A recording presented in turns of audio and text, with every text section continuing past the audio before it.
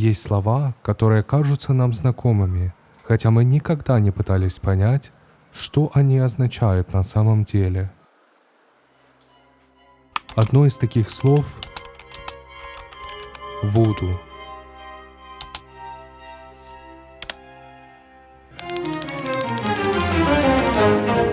Услышав его, мы сразу представляем кукол, иглы, проклятия и тайные ритуалы. Именно такие ответы один за другим предлагает интернет. Но эти образы говорят скорее о наших страхах, чем о самой традиции. Ее корни находятся на побережье Западной Африки. В Бенине и Того она известна как водун. Вместе с порабощенными африканцами эти верования пересекли Атлантику и постепенно изменились. Так на Гаити сформировалась вуду, что так знакомо нашему уху. Мне захотелось понять, что на самом деле скрывается за этим словом и где заканчивается вымысел. Поэтому я отправился на запад Африки, где водун остается частью живой культуры.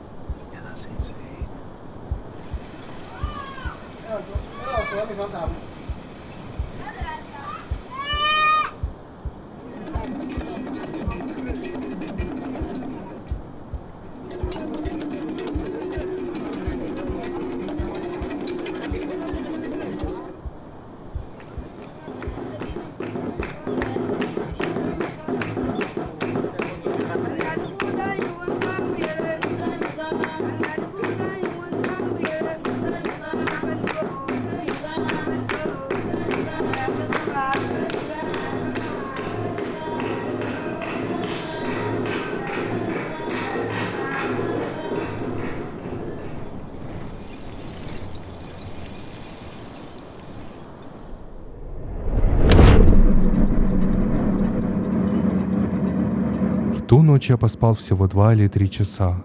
Еще затемно мы выехали к озеру Нукуэ. Наша цель — Канвье. Поселение, которое несколько столетий назад стало убежищем для народа Тафину, спасавшегося от работорговых набегов. Вместо привычных улиц здесь водные каналы, поэтому последний отрезок пути нам предстояло преодолеть на лодке. Приехать в Канвье можно и позже, но то, ради чего мы направлялись сюда, происходит лишь ранним утром. Чтобы успеть это снять, пришлось отправиться в путь еще до рассвета.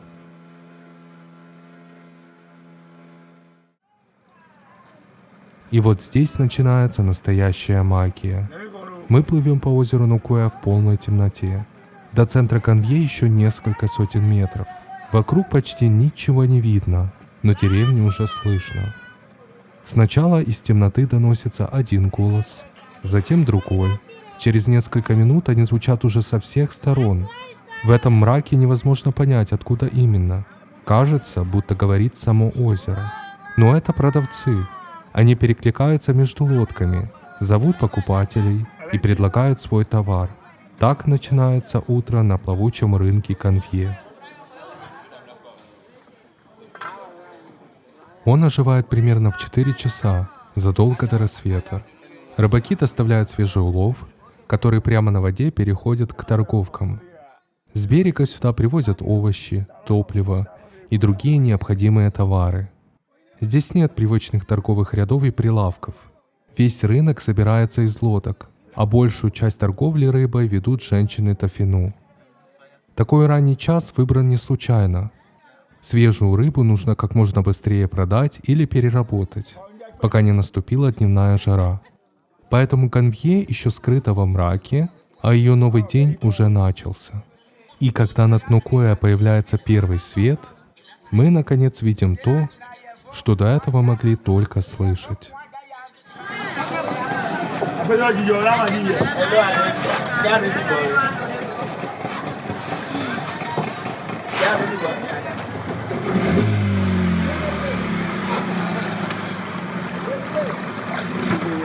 Сейчас это огромное комьюнити в Бенине, которое наличивает множество районов и деревень, и все живут в вот таких вот домах на воде. Конечно, тут огромная проблема с канализацией, потому что люди фактически испражняются в воду. Тут же ловят и рыбу. Вот посмотрите, например, вон там вот такие кабинки, это такие общественные туалеты. То есть ты останавливаешь свою лодку здесь и заходишь туда, в эту кабинку, и как бы испражняешься в эту же речку. Или, вернее, это озеро.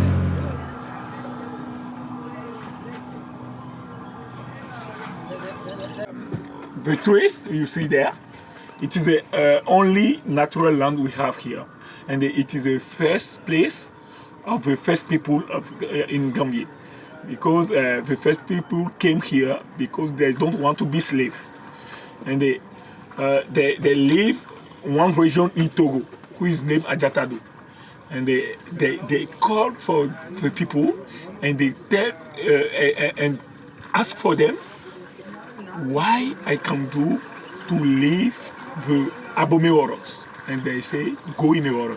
When we go in the water, they cannot come to catch you because the water afraid them. And they start to look for one land. And they see this land. And when they came here, they came with the help of two animals, the crocodile and the eagle, who cross them in the back, and they give them in this land. And then when the water come, they see them in another side of the water. And they say, we cannot come to catch you. You are safe here. And then after the years, the land becomes small for them. And then they leave this land to go to build them house in the water. And they give a name, another name of the village, Migan-les-Filles. Migan-les-Filles means we are safe here. And the people who are not from Benin cannot say Migan-les-Filles, and they give the French name for them, Gan-Vie. Gan, it is a safe, Vie, it is a here. And it is a name, new name of this village. But now this area is not village. It is a city because we are more than 45,000 people. Okay, and here only the men fish and the women sell the fish. Конечно, Ганвье далеко не единственное поселение на воде. Подобные места существуют на разных континентах, но все равно сложно не удивляться тому, насколько полно человек может приспособить свою жизнь к воде. Пирога здесь заменяет улицу и автомобиль, лодка становится магазином, а озеро одновременно служит дорогой, рынком и местом работы. При этом жизнь посреди воды совсем не означает свободный доступ к ней. Воду из озера нельзя безопасно пить, а полноценную систему канализации и очистки стоков здесь только создают. За последние годы в поселениях вокруг Нукуэ построили 9 водонапорных башен. Проект электрификации самого Ганвье рассчитан примерно на 2800 домов и включает около 30 километров подводных кабелей. Суша находится всего в нескольких километрах. Теоретически всю эту жизнь можно было бы перенести на берег. Но для народа Тофину это означало бы гораздо больше, чем простую смену адреса. То, что когда-то стало укрытием от набегов работорговцев, за несколько столетий превратилось в самостоятельную культуру. Люди рождаются здесь, вырастают, ходят в школу, работают, создают семьи и продолжают строить свои дома над водой. И, возможно, именно этим Ганвье поражает больше всего. Не тем, что люди однажды сумели поселиться на озере, а тем, что, несмотря на все трудности и возможность жить иначе, озеро по-прежнему остается для них домом.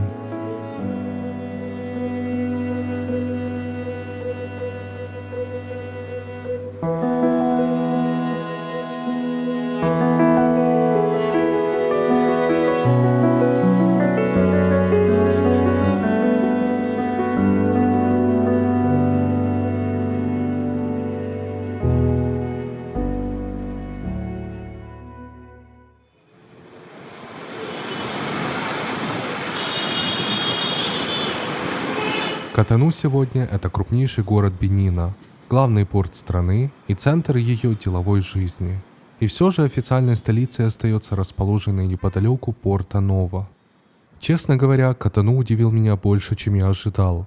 Здесь довольно хорошие дороги, широкие проспекты, а некоторые районы выглядят вполне ухоженно и организованно. При этом для путешественника город вряд ли можно назвать особенно интересным. Достопримечательностей немного, и надолго задерживаться здесь, пожалуй, незачем. Но стоит свернуть с центральных улиц, и город быстро меняется. Правительственные здания, президентский дворец и ухоженные проспекты сменяются бедными кварталами, тесной застройкой и совсем другой повседневной жизнью. И лучше всего этот другой Котону виден на местном рынке, куда мы сейчас и отправимся.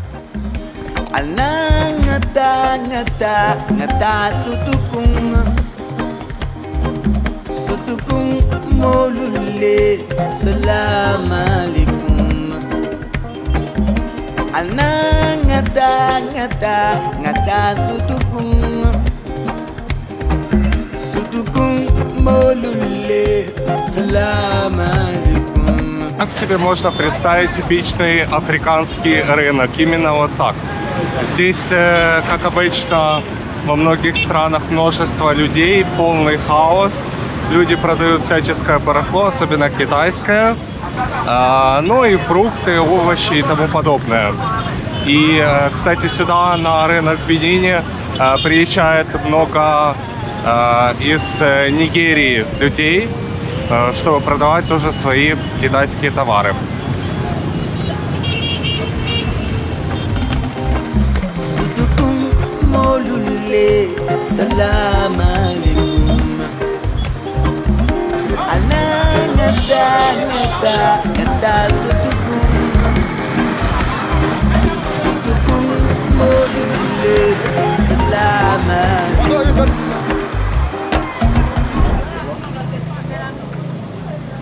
Чтобы лучше понять Бенин, стоит отдельно поговорить о религии. Здесь не всегда можно просто разделить людей на христиан, мусульман и последователей вуду. Один и тот же человек может считать себя христианином или мусульманином и одновременно участвовать в обрядах вуду или обращаться к его жрецам. Такое переплетение верований называют религиозным синкретизмом. Для многих жителей это не противоречие, а обычная часть жизни. Особенно хорошо это замечаешь во время путешествия по Бенину и соседнему Того. Наряду с церквями и мечетями здесь можно встретить множество святилищ вуду. Они могут выглядеть как небольшой ритуальный алтарь, отдельный храм, ритуальный дом или священная роща. Одни принадлежат семье, другие целой общине и обычно посвящены определенному духу. Здесь оставляют подношения, обращаются за защитой или советом и проводят различные обряды. Если вы хотите сделать жертвоприношение или любую нужную вам вещь в магии вуду, вам обязательно нужно приехать на этот рынок в Бенине, чтобы приобрести все необходимые товары. Ну, кроме китайского барахла, тут всякие травки и тому подобное, для того, чтобы совершать подобные ритуалы. Поэтому приезжайте сюда, вот, в Бенин, город Порто-Ново. Тут рынок, и можно купить всяческие принадлежности для магических ритуалов. Значит, дорога нас ведет не знаю даже куда. Мы возле границы с Нигерией и будем сейчас плыть по Черной реке. Просто прогулочная какая-то поездка. Можно арендовать вот такую пирогу, но это для местных очень дорого, поэтому они ездят большим количеством, как общественным транспортом по этой реке.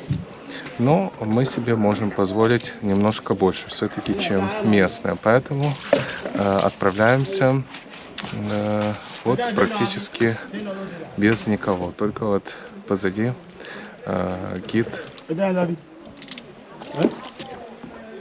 и еще несколько человек.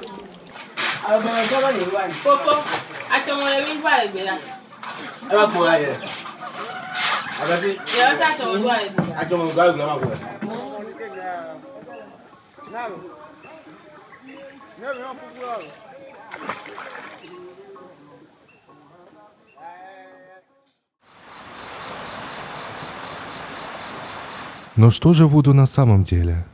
Если верить массовой культуре, это куклы с иголками, проклятия, кровь и связь с демонами. Для фильма ужасов образ идеальный, для понимания настоящей религии почти бесполезный. Во многом он вырос из рассказов европейских путешественников и христианских миссионеров, которые считали местных духов демонами, а позднее был окончательно закреплен западным кино. Ритуальные фигуры в аду действительно существуют. Их могут связывать веревками, покрывать различными веществами, прикреплять к ним металлические детали и даже вбивать гвозди. Но зачастую их смысл почти противоположен тому, что показывают в кино. Такая фигура должна защищать человека или семью, принимать опасность на себя и отводить болезни, колдовство или несчастье. А привычная кукла, которую протыкают иголками, чтобы мучить конкретного человека, является не сутью вадун, а одним из самых живучих стереотипов. Нельзя отрицать и жертвоприношение. В некоторых обрядах животных действительно приносят в жертву, но для верующих это не жестокость ради жестокости, а подношение и способ поддержать связь с духами наряду с молитвами, едой, напитками и другими дарами.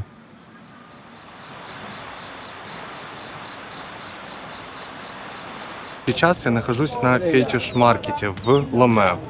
На самом деле он не имеет ничего общего с сексуальными практиками, а это обозначение предметов, которые имеют какую-то духовную силу, поэтому это называется вот фетиш-маркет. То есть это предметы, которые используются для ритуалов вуду. И тут множество всяческих вот таких голов, отрезанных, сушеных и разные кости и тому подобное. Поэтому, в общем, тут можно увидеть все, что угодно. Так, в общем, тут вы видите головы лисиц, ежиков дохлых, значит, обезьяны, котики, вот отрезанные головы котов, какие-то крокодилы. В общем, тут всяческая вообще живность, сушеная для ритуалов. Если вам нужно совершить ритуал, то, конечно же, нужно приехать сюда и купить вот такую отрезанную голову для своего ритуала вуду. Если у вас есть проблемы с какими-то людьми, вы можете приобрести вот такую сову и, в общем, заколдовать другого человека на проблемы, если вы верите в вот эту религию вуду. В общем, поэтому сова — это самое лучшее средство для того, чтобы бороться с вашими врагами.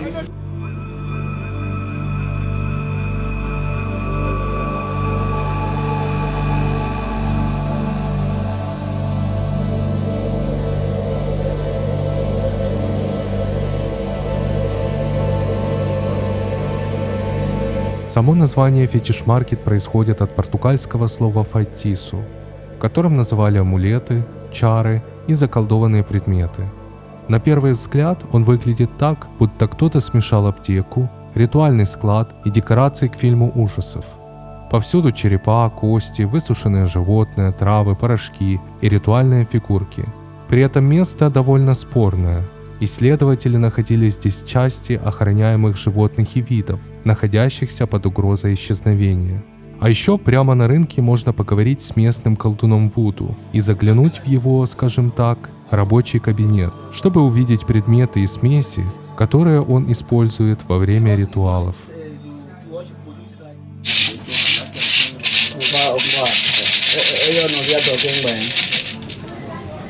Là, et nous avons le premier ритуал fétiche. вуду. И это священник, который занимается, скажем так, этими вещами. Ça, c'est le...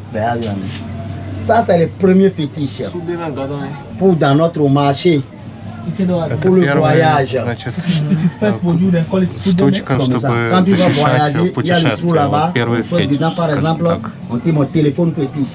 Je m'en vais au voyage. Je ne-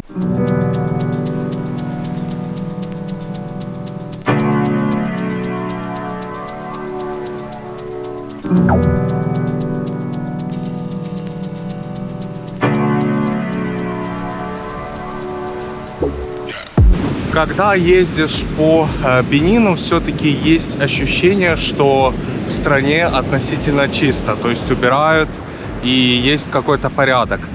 Но когда заезжаешь в Того, первое впечатление — это больше грязи и больше мусора. Например, я нахожусь в отеле, тут вот берег Атлантического океана, и за ночь наносит просто какое-то невероятное количество пластика. Насколько же все-таки сильно загрязнен океан.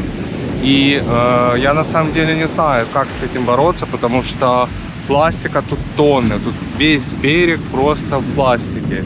И это каждое утро, но если это территория отеля, то персонал пытается убирать вот этот пластик и вот эти водоросли и тому подобное. Но экологическая ситуация, конечно, оставляет желать лучшего. Я прошел уже границу между Бенином и Того, и на самом деле она должна занимать 5-10 минут, но иногда случается то, что вас могут задерживать, не в прямом смысле задерживать, куда-то садить и так далее, а специально тянуть время, чтобы требовать потом денежки за быстрое прохождение. Это происходит не со всеми, потому что, например, позже намного, чем я, пришел один гражданин Индии, и он получил очень быстро свой штамп, и виза у него уже была. Вот, а у меня это затянулось на 1,5 часа, может быть даже 2. И потом еще проверили у меня все вещи, и, в общем, это было все очень долго. И я заселился в свой отель, и тут такой Voodoo Style. Значит, есть у нас такие классные масочки, кстати, реально крутые. И вот такая кровать с классными светильниками из соломы. И все дерево, все ручная работа, очень круто выглядит, реально. Есть кофемашинка, но на самом деле вот неплохие отели, хорошие, стоят дорого, реально. Так, в общем, здесь дом, где жили португальцы, а внизу были, значит, располагались рабы. Тут высота всего лишь 1,5 метра. И они могли только там внизу сидеть или лежать. И поэтому, когда сверху хотели к ним обратиться владельцы, то они открывали вот этот люк и с ними разговаривали. А выходили они снаружи из маленького такого окошка, выползали скорее. И тут очень маленькое пространство внутри. Вот так вот. Они тут, скажем так, располагались все время, пока их не отправят на продажу. И море всего в 1,5 километра отсюда. И они выходили вон через дырочки там. И дальше шли к морю. И их отправляли уже к финальной точке.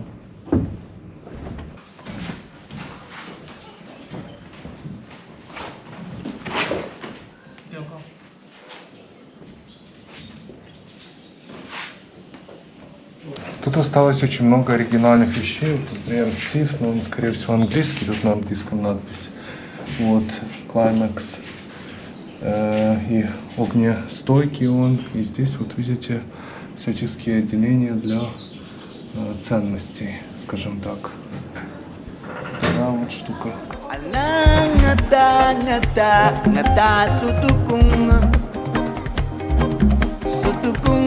Molule, salam alaikum. Alna ngata суtukun. А в центре Ломе расположен собор, который был построен также при немцах. И вы видите его размеры и такой типичный темно-красный цвет для немецких церквей.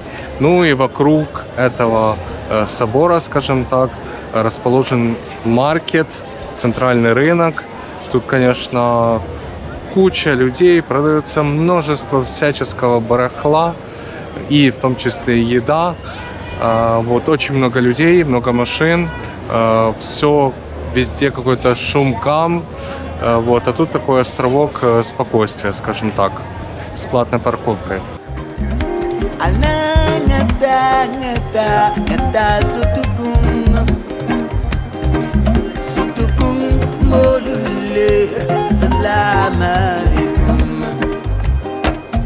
Так, следующий этап, чтобы посетить, значит, ритуал этот Вуду, нужно приехать к одному месту. Это деревня, которая окружена такой лагуной. И тут вот так все в говне,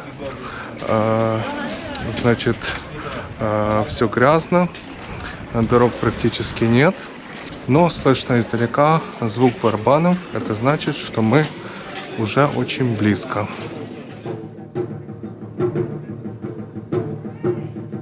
Сначала ты слышишь барабаны, их ритм доносится издалека и постепенно собирает всю деревню на площади. Так начинается выход Зангбета или Стража Ночи.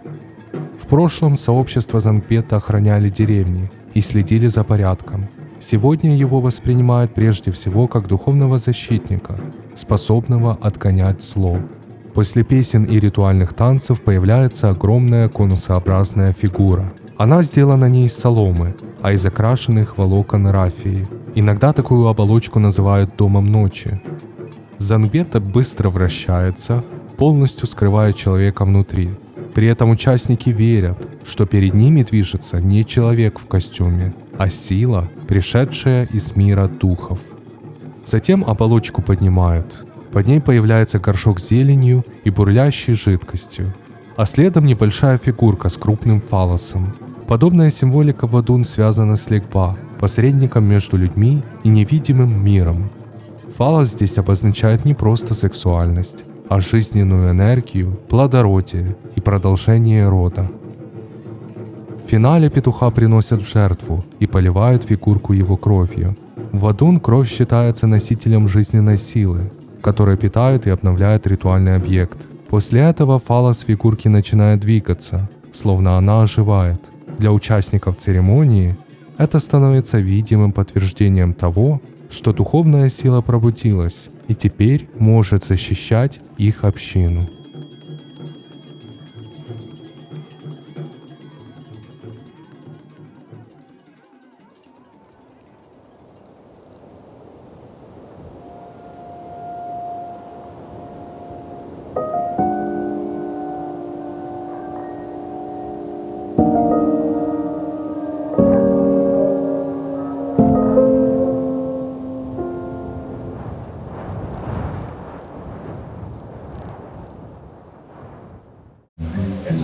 Так, значит, я заселяюсь в самый лучший отель, который есть только в Того. Отель называется отель 2 февраля.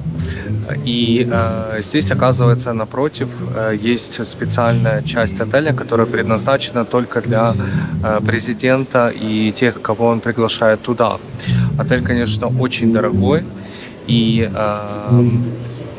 что еще сказать? Тут, скажем так, сливки общества и самые богатые люди Того и гости тоже этой страны. Так, заселение произошло успешно, и это мой номер люкс.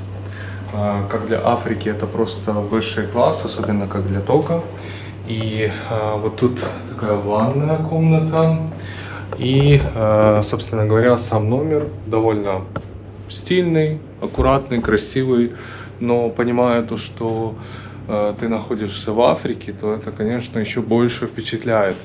И отсюда открывается замечательный вид на монумент независимости. Вот, независимость есть, но нет независимости, чтобы попасть туда, к монументу, потому что он весь окружен забором и закрыт. Ну, вероятно, это делается для того, чтобы, скажем так, местные жители не загадили эту красоту.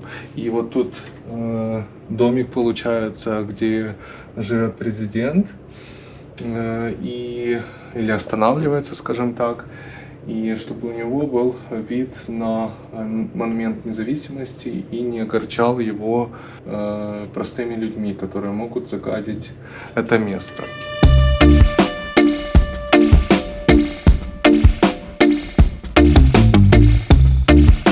Дальше меня ждала 13-часовая дорога на север Того, Кутамаку. Это земля народа Батамариба, который говорит на собственном языке Дитамари, совсем не похожем на языки юга страны. Не менее интересна и местная архитектура. Глинобитные дома-крепости Танкета напоминают постройки Буркина-Фасо и Северной Нигерии. Ради знакомства с этим народом мне пришлось за один день пересечь почти все Того. Здесь находятся вот такие традиционные здания.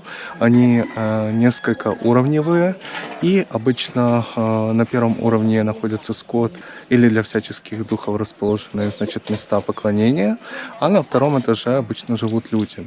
И такие вот здания, они напоминают даже замки, потому что я вот нахожусь как раз на крыше этого замечательного замка. Народ, который тут живет, племя, вернее, называется Батамариба, и они разговаривают на своем языке, который не понимают люди, которые из юга, например, Того.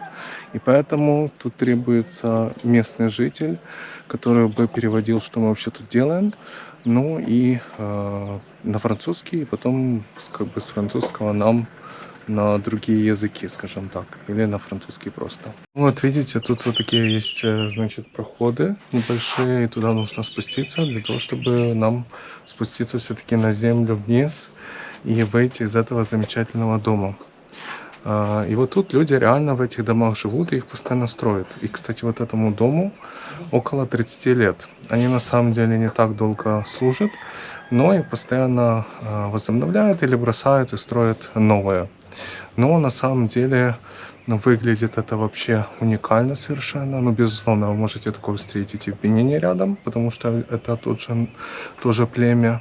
Или в Буркина-Фасо, там, где это вообще очень сильно распространено. Но я имею в виду, что, конечно же, такое нигде в мире больше не увидишь, такую интересную архитектуру, как это. И получается, в этом замке обязательно наверху вот такой есть сейф.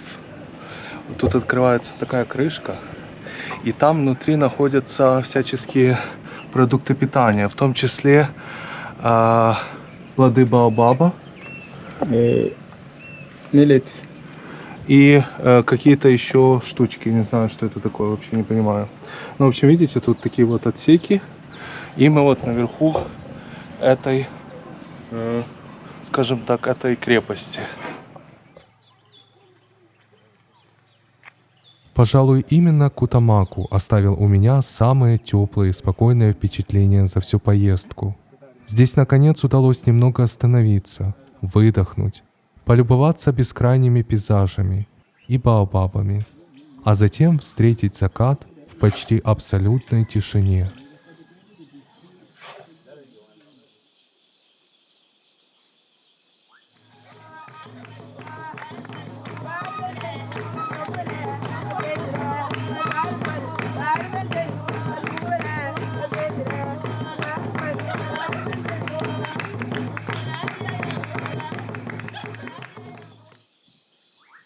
И, наверное, главный вывод этой поездки оказался прост. Вадун — это прежде всего защита, культура и традиции, а не зло, каким его часто изображают.